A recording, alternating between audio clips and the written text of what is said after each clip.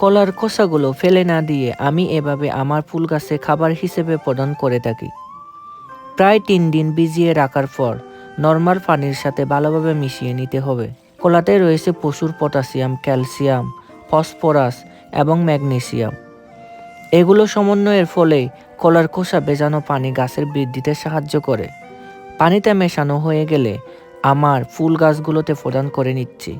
শীতকালীন যে কোনো ফুল গাছে 2-3 দিন পর পর যে কোনো খাবার প্রদান করবেন, যেমন গোবরের পানি, ডিমের খোসার পানি, কলার খোসার পানি, সরিষার খৈল এর পানি, পেঁয়াজের খোসার পানি ফরফর প্রদান করলে গাছের বৃদ্ধি ও প্রচুর ফুল পাবেন।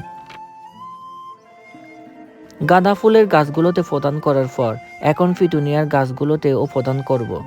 আপনার ঘর যেমনই হোক না কেন, একটু সাজিয়ে গুছিয়ে রাখতে জানলে ভাঙা বাড়িও দেখতে সুন্দর লাগে। সো মাই বিউটিফুল পিপল, সবাই ভালো থাকবেন, সুস্থ থাকবেন। দেখা হচ্ছে পরের ভিডিওতে। Tata, bye bye.